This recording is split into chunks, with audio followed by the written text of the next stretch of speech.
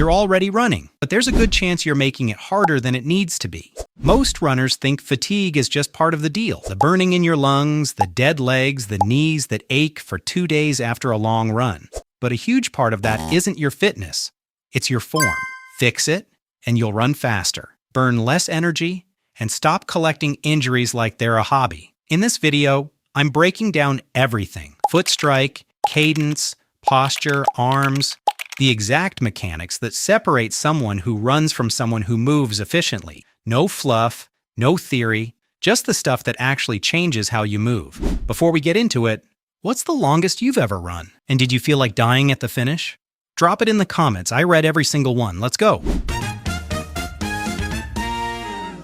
Here's the thing most people miss. Running form isn't just for elites. It's not some advanced topic you unlock after you've done a few marathons. It's the foundation. Every step you take is either working for you or working against you. Bad form means wasted energy. Energy going sideways, going backward, going nowhere near forward. And wasted energy means you slow down faster, you hurt more, and you get injured doing a sport that's supposed to keep you healthy. Good running form does 3 things. It moves you forward more efficiently, it reduces the load on your joints, and it lets you run longer before your body breaks down.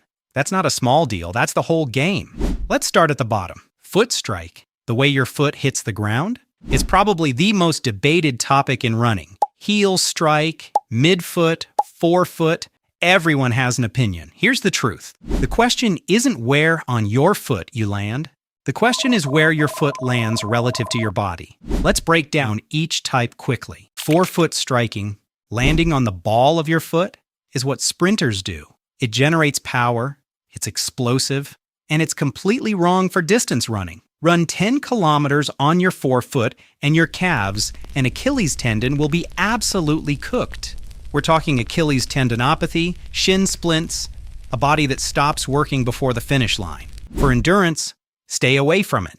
Heel striking has a bad reputation, but here's the honest truth. The heel isn't the villain. What's actually the villain is the combination of heel striking and landing too far in front of your body. That combo acts like a brake.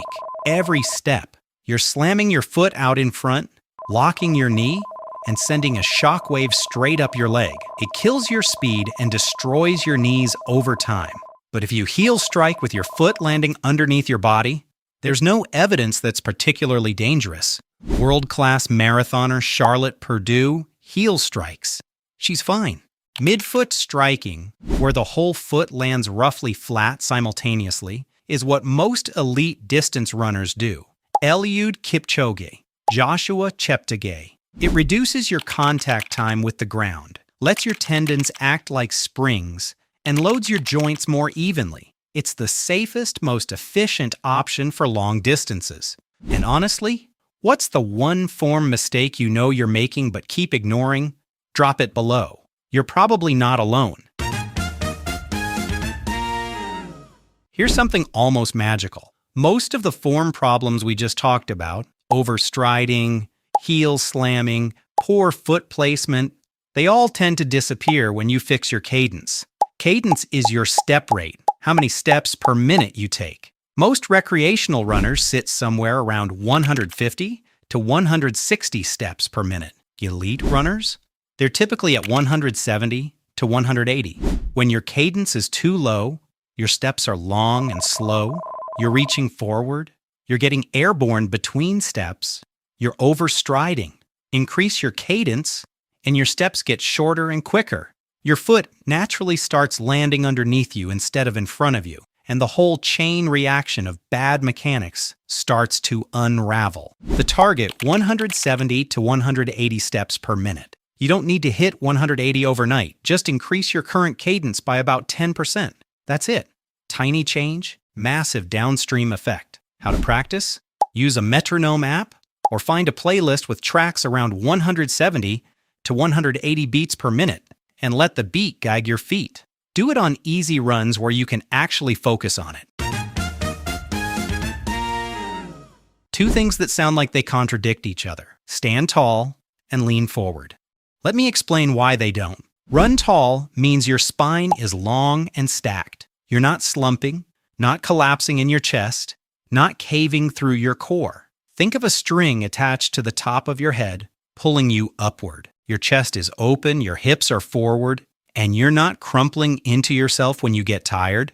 That's run tall. Forward lean is about using gravity for free speed. When your body tilts slightly forward, gravity pulls you into your next step. You're not fighting to propel yourself. You're falling forward in a controlled way and catching yourself with each foot.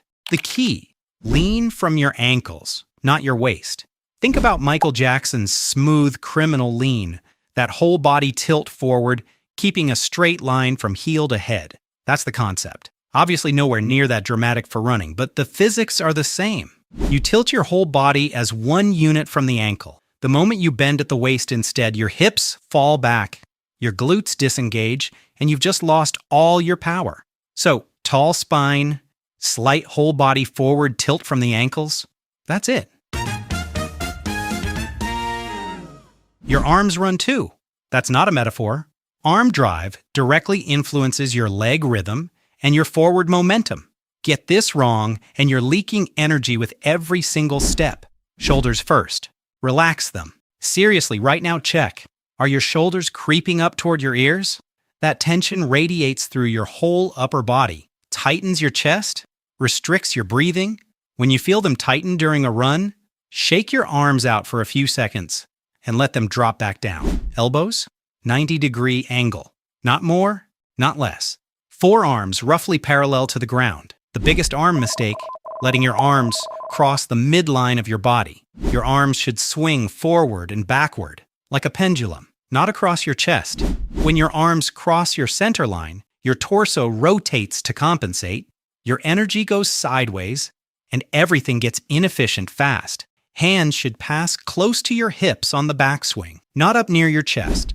Hands loose. Imagine you're holding a crisp between your thumb and index finger. You don't want to crush it, but you don't want to drop it. That's exactly how tight your hands should be.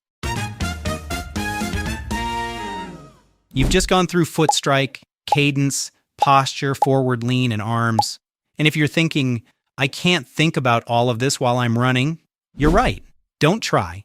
Your body has spent years adapting to your current form. If you try to fix everything in one run, you'll overload your muscles with new movement patterns they've never had to handle, and you'll get hurt. Pick one thing, focus on it for 3 to 4 weeks until it starts to feel natural. Then pick the next thing. Most people start with cadence. It's measurable, it's easy to practice, and fixing it automatically improves a lot of the other stuff we covered. The simplest way to start: film yourself running, side view and back view. You'll see things you had no idea were happening. Then increase your cadence by 10%, film yourself again, and watch half the problems fix themselves. Last question before you go: speed or distance? Which one defines you as a runner? Comments are open. After mastering your running form, the most important step is your breathing. Here's a video you should be watching right now.